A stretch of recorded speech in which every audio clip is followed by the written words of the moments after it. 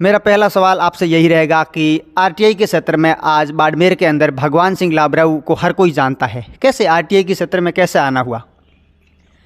RTI में मैं 2009 के अंदर मैं एक एनजीओ में काम करता था। मैं उत्तर गुजरात हेमाचंद्र यूनिवर्सिटी के स्टूडेंट्स जो एमएसडब्ल्यू कर रहे थे, उनका कुछ प्रोजेक्ट था और वो मध्य प्रदेश के अंदर बैकवर्ड इलाके के अंदर जो आदिवासी बेल्ट था उसमें गए थे और मैं उस टाइम से उनके साथ में गया था।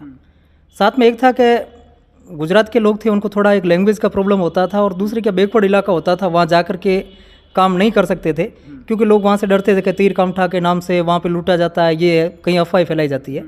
तब हम वहाँ पर एमपी में गए थे और एमपी में वहाँ पर जहाँ जिस जगह से काम करना था वहाँ पे कोई ना धर्मशालाएँ थी, ना गेस्ट हाउस थे, ना कोई होटलें थी।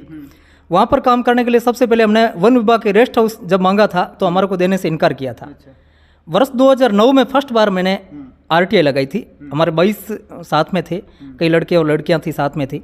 उस टाइम से हमारी पहली शुरुआत थी और उस शुरुआत में जब आवेदन किया तब लोग वहाँ से पूरे वन विभाग वाले दौड़ते भागते हुए आ गए। हमने कहा कि साहब हम किराया दे रहे थे जो नियम अनुसार था, आप किसी को आने से मना कर रहे हैं तो मतलब आपके पास में यहाँ राजस्व को नुकसान पहुँचा रहे हैं। फर्स्ट बार वहाँ से लेते हुए फिर बाद में एमपी के अंदर जो उनका योजनाओं पे काम करना था उसको छोड़ करके हमने लाडली लक्ष्मी योजना के ऊपर फोकस किया और पहली बार आरटीआई लगा करके एमपी के अंदर हमने शुरुआत किया और उसके बाद से ये सिलसिला अब तक चालू ही है। उसके बाद में हम गुजरात आए तो गुजरात के अंदर हमने कहीं आरटीआई लगाई, कई जगह से वहाँ आंगनवाड़ी में भर्ती हुआ था, उनको कैंसिल करवा दिया। उमरपाड़ा सूरत के अंदर वहाँ काफ़ी जगह से हमने घोटालों को खुलासा किया। उसके बाद में जब 2013 में जब मैं गाँव में आया, मुझे एक सरपंच के पास में छोटा सा एक लेटर पैड पे लिखाना था मेरे पास में, क्योंकि मेरा डॉक्यूमेंट्स पूरा गुजरात का बड़ा हुआ था। यहाँ सिर्फ राशन कार्ड में मेरा नाम बचा था, तो मुझे यहाँ का आधार कार्ड में एड्रेस चेंज करवाना था, यहाँ कोई बैंक में खाता खुलवाना था। मैं जब पंचायत में लेटर पैड पे लिखवाने के लिए गया कि मैं यहाँ का लाबराऊ का ग्राम पंचायत सियाणी का निवासी हूँ, तो मुझे वहाँ लिख करके नहीं दिया। 20 दिन तक धक्के खिलाए और लास्ट में जब मुझे सरपंच पुत्र ने कहा, जो 6ठी और 7वीं में हम 2 साल तक एक ही क्लास में पढ़े थे, जब उन्होंने मना किया तब मुझे लगा कि हम आपको जानते नहीं हैं। तब मुझे लगा कि अगर मुझे कोई गांव में नहीं जानते हैं फिर बाहर जाने का कोई मतलब नहीं रहता है। मैंने पहचान करवाने के लिए आरटीआई का पहले बाड़मेर ज़िले में उपयोग किया था। उसके बाद में मैंने लगातार एक शुरुआत करते करते मैं साल में एक आधा मेरा आरटीआई होता था, ज़्यादा नहीं होता था। मैं एक व्यापारी था, ढंग से मैं एक ईमानदारी से मैं एक व्यापार करता था। लेकिन कई बार क्या होता है कि जब बड़े मुद्दों में हाथ डालते थे तो सरकारों को वो नागवार गुजरता था। मैंने एक 2017 के जब नोटबंदी हुआ, मेरे पास में मैंने नोटबंदी के अंदर जब बिजली के बिल पेड होते थे, मैं ऑनलाइन मेरी एक कंपनी चलती थी, उसमें जब मैंने एक आरटीआई लगाई कि विद्युत विभाग के जो मीटर है वो हमारे घरों में लगे हुए, हमारी प्रॉपर्टी में लगा हुआ है, फिर भी बिजली विभाग वाले हमारे से मीटर किराया, स्थायी चार्ज, ये सब अलग चार्ज है, ऑडिट चार्ज, ये सब लेते हैं। जबकि ग्राम पंचायत या नगर पालिका या नगर परिषद की अगर हम किसी भी प्रॉपर्टी के ऊपर अगर हम कुछ भी अगर होर्डिंग्स या बैनर लगाते हैं तो उस टाइम भी हम उनसे किराया हमारे से वो वसूल करते हैं। लेकिन बिजली विभाग वाले मीटर हमारी प्रॉपर्टी में जितने यूनिट खर्च करते हैं वो हम देते हैं, लेकिन किराया हमारे से वसूल करते हैं। तो मैंने पूछा ऐसा सरकार ने कोई गैजेटेड नोटिफिकेशन, परिपत्र, आदेश, नियम कुछ तो होगा ना? ये राठौड़ी चार्ज है, क्या है? अभी जाकर के कहते हैं ना कि राजस्थान सरकार ने 100 यूनिट बिजली फ्री कर दिया है, लेकिन उसमें अभी देखना चार्ज कितने जोड़े, ऑडिट चार्ज, ये चार्ज, एक्स्ट्रा इतने चार्ज जोड़ दिए कि लोगों को उसके सुसाइड करने के अलावा कोई रास्ता नहीं है। ये 2-4 महीने चुनावी मोड पे ये फ्री दे रहे हैं, बाद में देखना पब्लिक की हालत क्या होती है। उस टाइम से दिया था, मेरे पास में पहले कंप्रोमाइज़ की बात आई, समझौते की बात आई, लेन देन की बात हुआ। जिस जगह से नहीं माना तब मेरे खिलाफ मेरे जो खास व्यक्ति थे उन 5 लोगों ने मेरे साथ में एक ही साथ मुकदमे दर्ज करवाए, मुझे जेल जाना पड़ा। तब से आज दिन तक मैंने लगातार बाड़मेर के अंदर यातायात चालान घोटाला आपने सुना होगा, उसको उजागर किया। 5-15 में डोडा चोरी हुआ, उसको उजागर किया। पंचायतों में कई घोटाले हुए, उनको उजागर किया। मरे हुए के अकाउंट ओपन हुए, वो ओपन किए। मरे हुए ने मजदूरियाँ किया, उनको ओपन करवाया। मरे हुए सोसाइटियों के अंदर उपाध्यक्ष बन गए, सदस्य बन गए, उनको ओपन किया। कई चीज़ों के अंदर हमने जाकर इसको घोटाला खोलने के लिए, और मेरे पास में मैंने एक व्यक्ति के पास में सिखा करके लोगों को जागरूक कराने का एक मिशन चलाया। मैंने सैकड़ों की तादाद में बाड़मेर जिले के अंदर लोगों को जागरूक करके और उनको इस मिशन में लगा दिया था। अब भगवान सिंह लाबराऊ राजनीति के अंदर उन्होंने कदम रखा है, तो आम आदमी पार्टी ज्वाइन की है, कोई विशेष वजह आम आदमी पार्टी ज्वाइन करने की? देखिए, राजनीति का मैं हमेशा एक विरोधी रहा।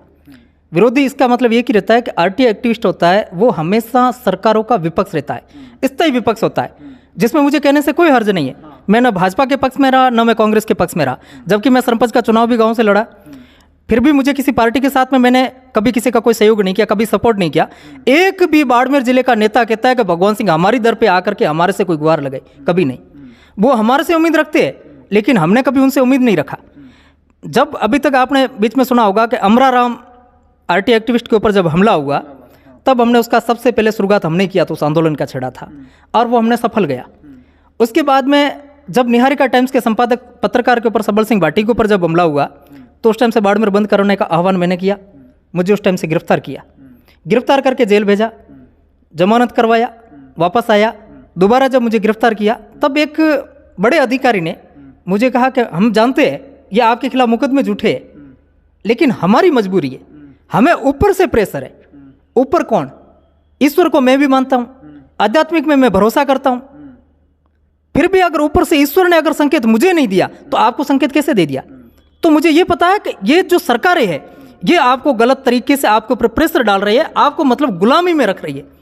मैं ऐसे प्रशासनिक अधिकारियों को आज़ाद करवाने के लिए, मैं दोबारा कहता हूं, मुझे राजनीतिक में आने का कारण कि जो नेताओं ने प्रशासनिक अधिकारियों को गुलाम बना रखा है, उनको गुलामी से मुक्त करवाने के लिए लोक सेवक है, जनता के हित में काम करे, जनता को गलत तरीके से दबाने का प्रयास ना करे। इसके लिए मुझे राजनीतिक में कदम रखना पड़ा। अब लोगों ने कई जगह से कहा कि आपने गलत पार्टी ज्वाइन किया। मैंने गलत पार्टी ज्वाइन कैसे किया? अगर कोई कहता है सिर्फ भाजपा ही देशभक्ति है तो मैं गलत मानता हूं। बाड़मेर की बात करूं, मैं बाड़मेर मुख्यालय पर मैं ज़्यादा रहता हूं, तो बाड़मेर भाजपा और कांग्रेस दोनों का गठबंधन। गठबंधन कैसे मैं बताता हूं। गठबंधन इसीलिए कि बाड़मेर के अंदर जब भाजपा के जिलाध्यक्ष थे, उनकी पत्नी जब सरपंच का चुनाव लड़ी, उनके सामने एक भी उम्मीदवार नहीं मिला कांग्रेस वालों को, निर्विरोध होना पड़ा उनको। ये सबसे बड़ी बात है। जब दोबारा या निकायों के चुनाव जब या नगर परिषद के आते हैं तो उनके पास में पार्षद है वो कांग्रेस का जीतता है, भाजपा का नहीं बनता है। कभी भी भाजपा के जिला अध्यक्ष ने, कांग्रेस के विधायक ने इतने कारनामे बाड़मेर में किए होंगे, इतने कारनामे किए होंगे, लेकिन कभी भी उनका मुंह नहीं खुला, क्योंकि खोलने की जरूरत नहीं था, क्योंकि दोनों का गठबंधन है आपस में। एक बार आप, एक बार मैं, दोनों जगह से। ये पूरे राजस्थान के अंदर जब की गठबंधन की बात करें, अशोक गहलोत साहब ने खुद ने कहा, मुख्यमंत्री जी ने कहा कि अगर वसुंधरा जी नहीं होती तो मेरी सरकार गिर जाती। ये पूरी दुनिया को पता है, पूरे प्रदेश को पता है। तो मैं अगर उनके साथ भाजपा या कांग्रेस के साथ जाके करता क्या? उसके बाद में मैंने देखा आम आदमी पार्टी इनकी विचारधारा से प्रभावित, दिल्ली का जो विकास होगा उसको देखा, पंजाब के अंदर जो होगा, जो बेरोजगारों के लिए जो पहले से कई जो संविदा पर थे उन लोगों को स्थायी किया, वहाँ के लोगों को बिजली फ्री, वहाँ लोगों के लिए पानी फ्री है, उनके लिए शिक्षा फ्री है, महिलाओं के लिए बसों में यात्राएं फ्री है। तो हमने ये देखा, ये पैसा लोग कहते हैं कि ये फ्री में करके देश कंगाल हो जाएगा। क्यों कंगाल होगा? मैं अगर राजस्थान की बात करें, राजस्थान की पॉपुलेशन लगभग 8 करोड़ है। राजस्थान का अगर यहाँ का बजट देखा जाए तो लगभग ये 2,14,000 करोड़ के समथिंग यहाँ का बजट था 2023 का। एक व्यक्ति के ऊपर देखा जाए 2.5 लाख से ज्यादा एक व्यक्ति के ऊपर खर्च हो रहा है। सभी बीमार तो नहीं होंगे, सभी स्कूल पढ़ने के लिए नहीं जाते, सभी को पेंशन नहीं मिलती है, तो एवरेज एक आदमी के ऊपर 2.5 लाख का नहीं जाता है। नीयत अगर साफ है तो हम गारंटी के साथ कहते हैं उनको बिजली है 300 यूनिट फ्री दे सकते हैं, हर बच्चे को स्कूल में शिक्षा फ्री दे सकते हैं। क्योंकि आज जो टीचरों को किसी भी जगह से अगर कोरोना काल आया तो शमशान के अंदर मर के उनको जो दाह संस्कार करवाने जाते हैं वहाँ शिक्षक की ड्यूटी लगाते हैं, हॉस्पिटल के अंदर टीचर की ड्यूटी लगाते हैं, पशुओं की गिनती करने के लिए टीचर की ड्यूटी लगाती है। तो वो हमारा देश का जो भविष्य बनाने वाले हैं, क्या उनको तुम गिनती लगाने के लिए, जूते कहाँ उतारे जाते हैं उनकी गिनती करने के लिए लगा दोगे? वो हमारे देश का भविष्य बनाने वालों के लिए उनको सिर्फ शिक्षा के काम में ही लगाया जाए। PhD PWD वाले जितने ये बैठे हैं उनको चुनाव करवाने के लिए लगाए। हर टाइम में आपने जाकर के गलत जगह से उनको लगा दिया है। तो हम ये चाहते हैं कि इसमें से नीयत को साफ करके उनका जो काम जिसका है उनको सही तरीके से करवाने का प्रयास करेंगे। स्कूलें होगी उनको अच्छा करेंगे, शिक्षा अगर अच्छी होगी तो शायद तक किसी की अंधभक्ति या गुलामी में कोई जीने के प्रयास नहीं करेगा।